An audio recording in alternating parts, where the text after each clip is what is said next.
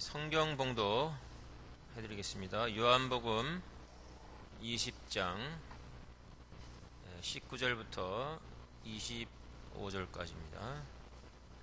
이날 곧 안식 후 첫날 저녁 때에 제자들이 유대인들을 두려워하여 모인 곳의 문들을 닫았더니 예수께서 오사 가운데 서서 이르시되 너희에게 평강이 있을지어다.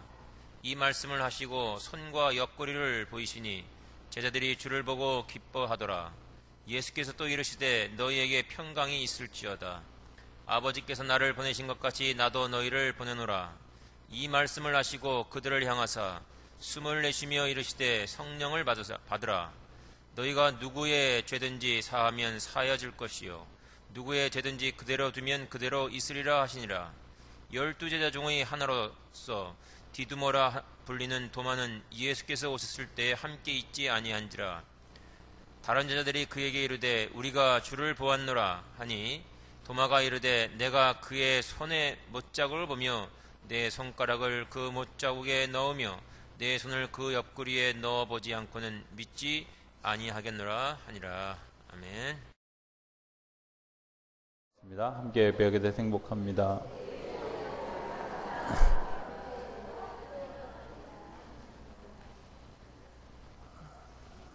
함께 예배하게 돼서 행복합니다. 때로는 교회 오고 싶어도 못 올 때가 있죠. 몸이 아프다든지 또 정말 간절히 교회를 가고 싶은데 집안에 어려운 일 혹은 기쁜 일을 당했을 때 그런 때 그런 생각이 드는 때가 있어요. 그죠? 내가 왜 여기 있지? 교회 가서 예배 드려야 되는데 이제 이런 생각을 하게 될 때가 있지 않습니까? 예배한다고 하는 것, 여러분들 함께하는 이 순간이 지금은 당연한 것 같지만 내가 그 일이 불가능해질 때는 정말 그게 얼마나 감사한 일인지 그리고 그게 얼마나 행복한 일인지 알게 되리라 믿습니다. 저는 우리 성도님들이 매일 이런 함께 예배하게 돼서 행복합니다. 이런 고백이 우리 가운데 일어나게 되기를 기대합니다. 오늘 성경의 얘기는 부활에 관한 얘기입니다. 꼭 마치 제가 요한복음 그 1장부터 21장까지 강의를 시작하면서 마치 틀을 짜놓은 듯하게 어쩌면 그렇게 절기하고 딱딱 맞아가는지, 오늘은 왕국주일이거든요. 왕국주일은 내가 하나님의 나라에 들어가서 하나님의 나라를 누리는 날이 왕국주일입니다. 그런데 부활 굉장히 의미 있잖아요. 그죠? 하나님의 나라에 어떻게 들어가는가? 두 가지 방법이 있어요. 하나는 엘리야나 또 예수님처럼 그냥 승천하는 경우죠. 그러니까 이거는 죽지 않고 그냥 그대로 올라가는 경우입니다. 두 번째 경우는 다 죽습니다. 그리고 죽은 후에 부활을 하는 겁니다. 그래서 마지막 날에 예수님이 심판하시면서 너 일어나. 그럼 일어나는 거고, 그냥 지나가면 영원한 죽음의 자리에 가는 겁니다. 그 부활은 굉장히 중요한 거죠. 그런데 그 부활은 내가 아무것도 할 수 없다는 겁니다. 오직 그분의 선택에 의해서만 가능하다는 거죠. 이런 생각이 들 것 같아요. 만약에 죽어서도 내가 생각이 가능하다면 딱 누워있는데 저 멀리서부터 예수님의 발자국이 조금씩 들려오는데 발자국 소리가 가까워질 만큼 내 가슴에도 두근두근 하는 이 진동 소리가 커질 것 같아요. 왜? 단 한 번의 기회예요. 다시 찾아올 수 있는 단 한 번의 기회. 뭐 패자부활전도 없어요. 그죠? 지나가면 끝나는. 먼 데서부터 예수님이 다가오시는데 이름을 부르면서 성령아 일어나라. 이러면 감사한 일이지만 됐어. 그러고 그냥 지나가시면 심각한 믿음의 사람들에게 있어서 가장 중요한, 그리고 정말 내가 포기하지 말아야 될 선물이 있다. 저는 그게 부활이라고 믿습니다. 저는 우리 성도님들이 부활하고 하나님의 나라에서 여러분들과 같이 누리는 오늘과 같은 왕국절이 저 여러분들 가운데 늘 일어나게 되기를 주의 이름으로 축복합니다. 부활은 선물입니다. 우리가 아무것도 할 수 없는, 오직 그 주권이 하나님에게만 있는 선물입니다. 저는 부활을 생각할 때마다 그런 생각을 합니다. 내가 아무것도 아닌 존재라는 사실을, 내가 내 삶에, 내 생에 아무것도 할 수 없다는 사실을, 그리고 그것 때문에 내가 아무것도 욕심 부릴 필요도 없고 아무것도 내가 소유할 것도 없고 아무것도 내가 가질 것이 없다는 사실을 경험하게 됩니다. 그래서 하나님 앞에 자유할 수 있는 기쁨을 누리게 되죠. 또 하나, 부활은 가장 귀한 거죠. 저는 하나님이 주시는 가장 큰 선물이 뭘까? 생명인데, 내가 이 땅에 태어나게 하시는 생명도 하나님이 주셨지만 다시 태어나서 영원한 생명에 이르게 하는 것도 하나님이 주신다고 하는 것을 믿습니다. 그렇다면 부활은 하나님이 나를 사랑하시는 사랑의 가장 큰 선물이죠. 저는 저와 여러분들이 그 선물의 주인공이 될 수 있게 되기를 기대합니다. 이 부활을 우리가 이 땅에서 맛보는, 경험하는 사건들을 이제 오늘 본문에 20장에 나옵니다. 첫 번째 나오는 그런 그 이야기가 빈 무덤입니다. 빈 무덤. 빈 무덤을 보면서 무덤이 비었네 이런 사람은 부활을 경험할 수 있는 사람이 아닙니다. 중요한 것은 빈 무덤을 보면서 예수님이 생애 동안에 말씀해 주셨던 예수님의 약속과 예수님의 선포가 생각나야 됩니다. 믿음이라는 것은 이런 겁니다. 믿음은 내가 어떤 사건을 겪었을 때, 사건을 당했을 때 이 사건 속에서 하나님이 내게 그동안 말씀해 주셨던 것이 재해석되어지고 그 사실이 믿어져서 내 마음속에 소망이 생겨나는 것, 이게 믿음입니다. 사건을 경험하면서 그 사건 속에서 예수님이 그동안 이야기한 것이 이거였구나 하고 내 마음속에 들려지고 그것 때문에 내 삶이 주님께서 원하시는 방향으로 삶의 방향이 바꿔지는 게, 이게 믿음의 생활입니다. 그러니까 신앙생활은 신앙이라고 표현하는 게 아니라 신앙생활입니다. 사건 속에서, 자기가 삶을 사는 사건 속에서 이런 그 경험이 다르다.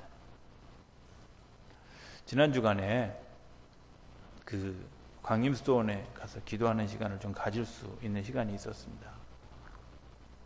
광림수도원에 가면 늘 제가 그 기도동산을 오르거든요. 근데 그 기도동산 맨 위가 예수님이 부활하신 부활동산인데요. 구조물 3개가 있어요. 하나는 여인들 셋이 부활하신 예수님을 바라보면서 손을 내미는, 그리고 그 중간에 빈 무덤, 그리고 서 있는 예수님의 형상이 있어요. 제가 올라갔는데 빈 무덤 그 안에 도대체 누군지 잘 모르지만, 누군지 알고 싶은 마음도 없지만 두 분이서 거기 그 예수님 누우셨던 자리에서 막 얘기를 막 하다가 제가 서성거리니까 그제서야 일어나서 슥 나오는, 제가 마음이 좀 불편했어요. 저는 예수님의 빈 무덤을 볼 때마다 소망을 발견하게 돼요. 내 무덤도 저렇게 비었으면 좋겠다. 무슨 얘기인지 못 알아듣죠? 못 알아들었으니까 아멘을 못 할 거라고 생각해요. 내 무덤도 저렇게 비었으면 좋겠다. 그런데 그 역사적인 자리, 그 은혜스러운 자리, 거기서 내가 얘기하는 내용이 이제 밖에서 들리잖아요. 근데 그 안에서 다른 사람들을 험담하고 세상 얘기하고 하는 그분들의 이야기를 들으면서 참 가슴이 아프다. 그런데 그게 현실이기도 해요. 오늘 우리가 하나님의 말씀이 우리 가운데 들려지는 그런 그 여러 가지 사건들을 매일매일 경험합니다. 매일매일 매 순간 하나님이 이끌어 주시는 삶을 경험하는데, 그 삶을 경험하면서 하나님이 주신 약속의 말씀을 생각해내지 못하고 그저 그냥 사건으로 치부해버리는, 그저 그냥 하나의 어떤 그런 행위로 치부해버리는 그런 일들을 오늘 우리가 너무나 많이 한다는 거죠. 그냥 똑같은 구조물이 그곳에 서 있고 똑같은 상황이 계속 되어지는 것 같지만 여러분들 그 속에서 하나님이 매일매일 우리에게 주는 뉘앙스가 다르고 의미가 다르고 그리고 하나님이 베풀어 주시는 그런 단어가 다르다는 거예요. 그런데 그 주님의 가르침을, 주님의 말씀을 깨닫지 못하는 이유가 뭐냐? 내 생각과 내 판단들로 가득 차 있는 거죠. 그리고 하나님의 말씀이 내 삶의 중심이 아니라 내가 내 의지적으로 내 스스로를 그냥 이끌고 가기 때문에 하나님의 말씀이 들려주지 않는, 하나님께 조금 더 가까이 나가는 방법이 있는데 그것은 질문하는 방법입니다. 질문하는 방법. 빈 무덤을 보았을 때 빈 무덤을 보고도 아, 예수님이 살아나셨다 이렇게 생각한 사람들이 있는 반면에 마리아는 그 빈 무덤에 앉아서 울었어요.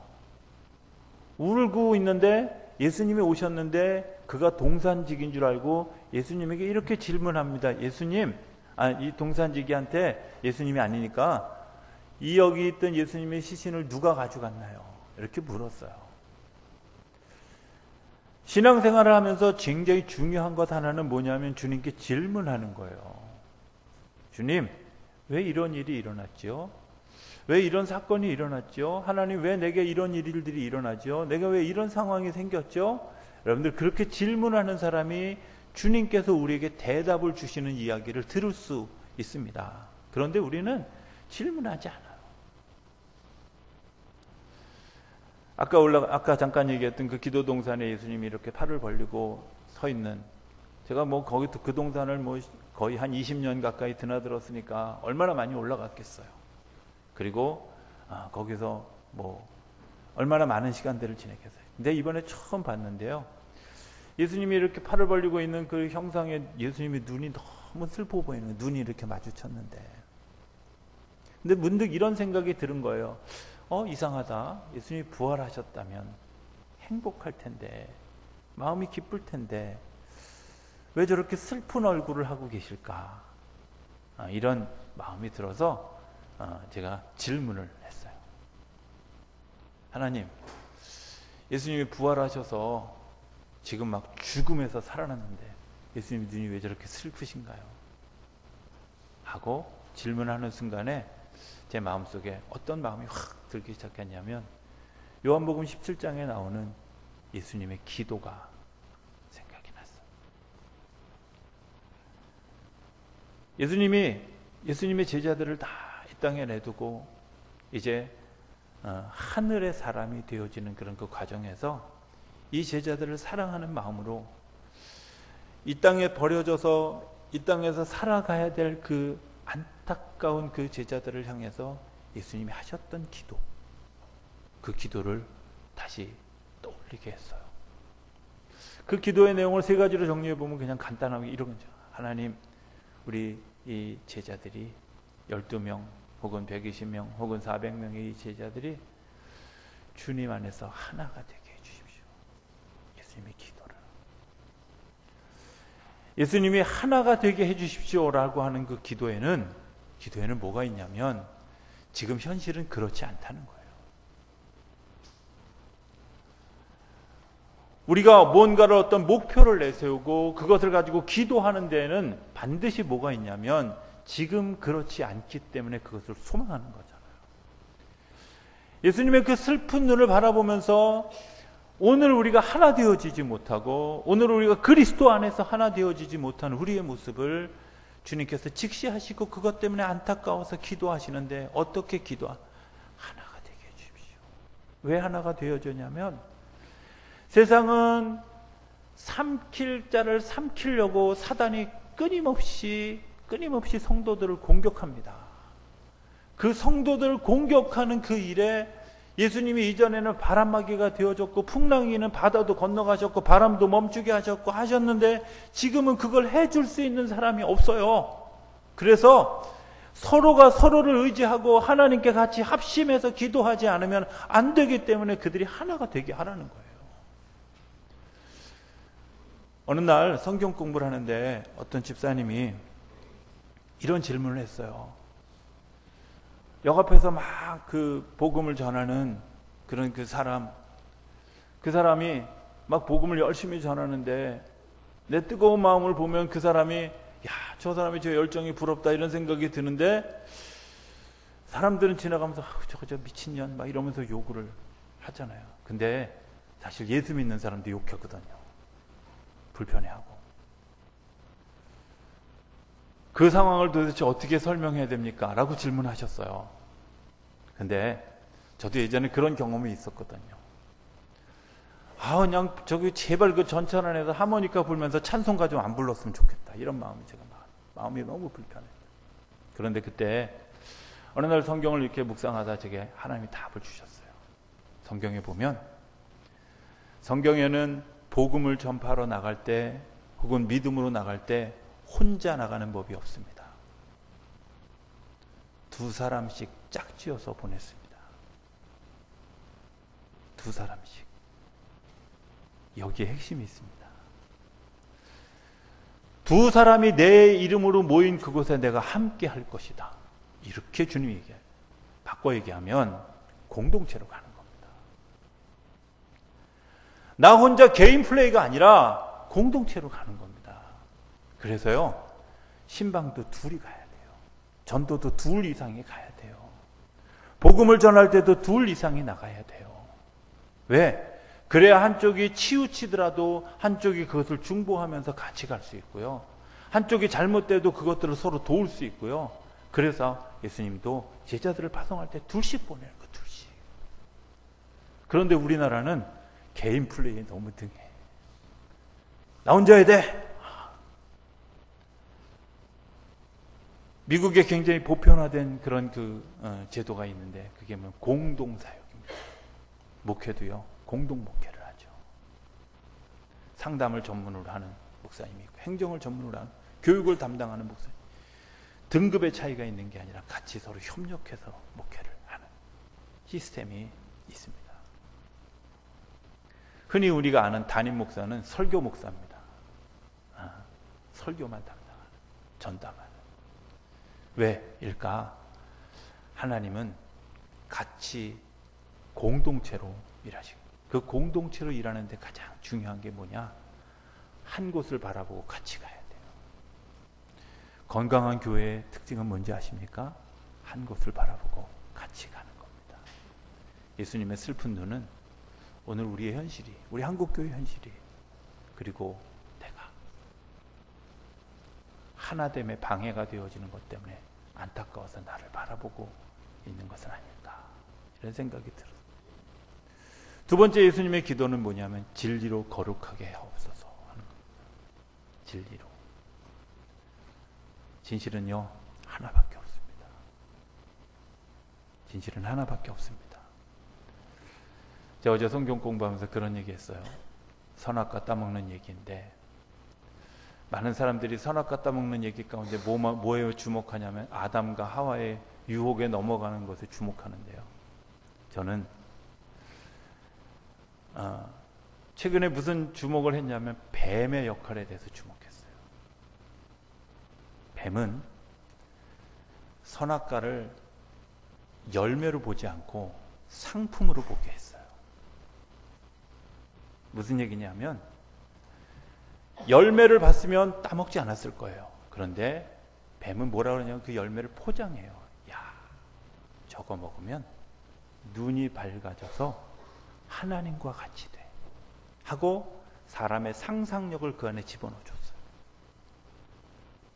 그러니까 그 얘기를 듣고 하와가 그동안은 그냥 선악과인가 보다 싶었는데 보암직도 하고 먹음직도 하고 탐스러운 직도 해줬다는 거예요. 오늘 우리들의 삶 가운데 그런 일들이 너무나 많이 일어납니다. 사람을요, 상품화하죠. 저 사람을 굉장히 뛰어난 사람으로 만들기도 하고 굉장히 초라한 사람으로 만들기도 하고 굉장히 비겁한 사람으로 만들기도 하고 굉장히 용감한 사람으로 만들기도 해요. 죄송합니다마는 그건 상품입니다. 사람은 하나밖에 없습니다. 내가 그리스도 앞에서, 그리스도의 진리 앞에서 정말 하나님과 나와 단독자로 서 있는 그 진리로 거룩한 그 사람이 하나님의 일을 하는 겁니다. 상품이 일을 하는 게 아닙니다. 어느 교회의 담임 목사, 어떻게 보면 상품일 수도 있습니다. 좀 쉽게 좀 더 리얼하게 표현하면 몇천 명 모이는 교회, 몇백 명 모이는 교회, 몇만 명 모이는 교회 담임 목사, 포장입니다. 그 사람은 그냥 하나입니다. 이름 하나입니다. 이성용이라는 이름 하나입니다. 그게 진리입니다. 자꾸 소설을 쓰고 포장하고 그리고 그 안에 뭔가 자꾸 의미 부여를 해서 상품을 만든 것 때문에 사람들로 하여금 현혹되게 만들고 사람들로 하여금 그 선악과를 따먹은 것 때문에 죄짓게 만드는 일들을 혹시 예수 믿는 우리가 하고 있지 않을까 하는 생각을. 이단 교파들이 전도라는 걸 합니다. 이 전도가 다 뭐냐? 상품화하는 겁니다. 그들이 이야기하는 진리를 전하는 것이 아니라 그 안에 있는 것들을 확대시켜서 상품화해가지고 사람들로 하여금 혹하게 하는 그런 일들이 이단 종파들 가운데 아주 주특징이잖아요.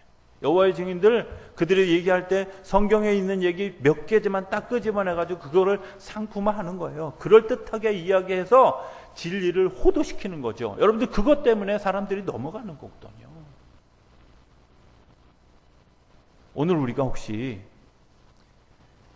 진리로 거룩하게 해달라고 하는 주님의 기도가 있음에도 불구하고 오늘 우리 스스로가 우리 스스로를 상품화하는 일들을 하고 있는 뱀의 역할을 하고 있지 않은지 한번 질문해 봐야 된다고 저는 믿습니다. 세 번째는 하나님 이들을 악에서 보호해 주십시오. 이게 예수님의 기도입니다. 위태로운 가운데 있습니다. 로마의 사람들이 이를 학대하고 유대인들이 이들을 학대하고 핍박할 것이 너무 뻔한 상황 가운데 있습니다. 그래서 예수님이 그들을 향해서 이렇게 기도합니다. 하나님, 저들이 시험에 들지 않고 악에 빠지지 않게 해주십시오. 그게 예수님의 기도입니다.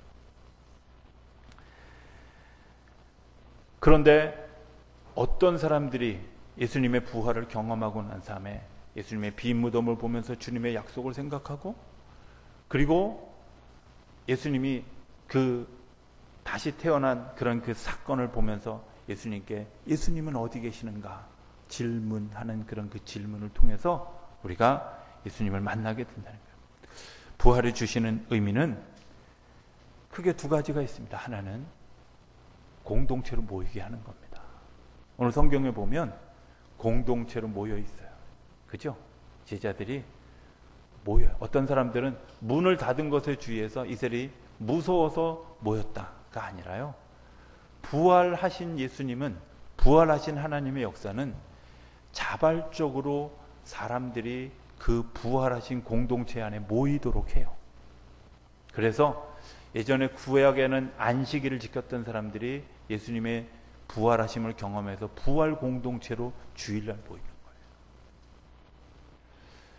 거예요. 여러분들에게 누가 강요해서 이곳에 오신 분들 몇 명 없잖아요. 전도사님이 전화해서 불쌍해서 한번 하루 그냥 나가줘 이런 마음으로 오셨더라도 그 다음에 자발적으로 올 거 아니야. 여러분들에게 누가 강요해서 오신 게 아니잖아요. 그죠? 부활 공동체예요. 중요한 것은 이 부활 공동체에는 배반한 사람도 있고 시험에 들어서 고향에 돌아갔던 사람도 있고 예수님의 죽음의 자리에서 방관한 사람도 있고 그리고 예수님을 부인했던 사람도 있습니다. 그런데 중요한 것은 한 자리에 모였습니다. 누가 자격이 있고 없고의 문제를 얘기하는 것이 아니라 그냥 주님께서 부활하신 그 사건 때문에 자발적으로 그것에 모였어요. 자발적으로 그것에 모여서 한 공동체가 되어져 있었다는 거예요. 때로는 아직 못 온 사람도 있고 아직 안 온 사람도 있지만 그럼에도 불구하고 자발적인 부활 공동체로 모였다는 거예요. 그곳에 예수님이 근심하고 두려워하고 있을 때 예수님이 찾아오셔서 하신 이야기가 뭐냐? 평강을 누리라는 겁니다. 너희에게 평강이 있을지어다. 이렇게. 주일 예배는 주님이 주시는 평강을 선물로 받는 자리인 줄로 믿습니다. 주일 예배는 주님께서 나에게 주시는 평강을 내가 누리는 자리인 줄로 믿습니다. 두 번째는 예수님이 오셔서 당신의 상처를 보여주십니다. 예수님의 상처를 보여주시는 것은 당신이 예수님인 것을 알게 해주려는 목적도 있습니다만은 그 안에 내 상처도 있다는 사실을 기억하실 수 있게 되길 바랍니다. 상처를 드러내는 것을 두려워하지 않는 것이 예수님이 우리에게 가르쳐 주신 진리입니다. 사람은 누구에게나 다 상처가 있습니다. 제가 카페 평안한 대방에 올려놓은 글 중에 이런 이야기가 있습니다. 독수리 두 마리가 서로 얘기를 합니다. 난 너무 많은 상처를 받아서 죽을 수밖에 없어. 그 둘이 자살을 모의합니다.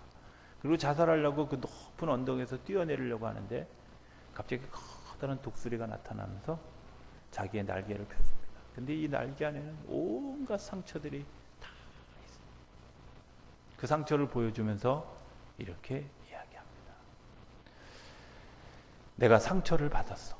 그런데 이 상처에 굴하지 않고 내가 여전히 하늘을 날고 하늘을 나는 독수리의 삶을 살았는데 그 독수리의 삶을 사는 내게 이전에는 그 상처라는 말이 영어로 스카라는 말이거든요.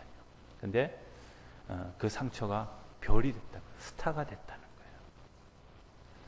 내 상처를 극복하고 이기면 더 이상 상처가 아니라 그 상처 너머에 있는 영광의 자리에 이르게 된다는 겁니다.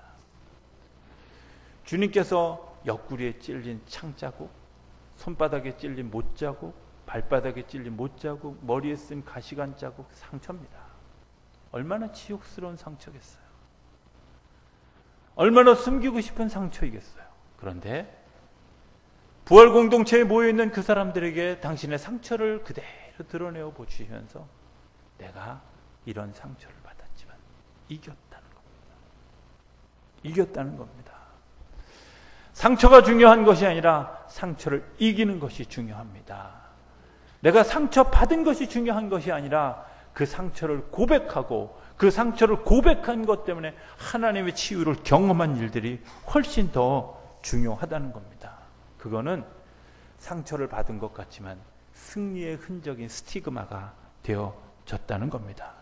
더 이상 예수님에게 그 일이 창피한 일이 아닙니다. 그런데 놀라운 것은 그 상처가 치료되어지는 순간에 하나님의 평강이 찾아온다는 거예요.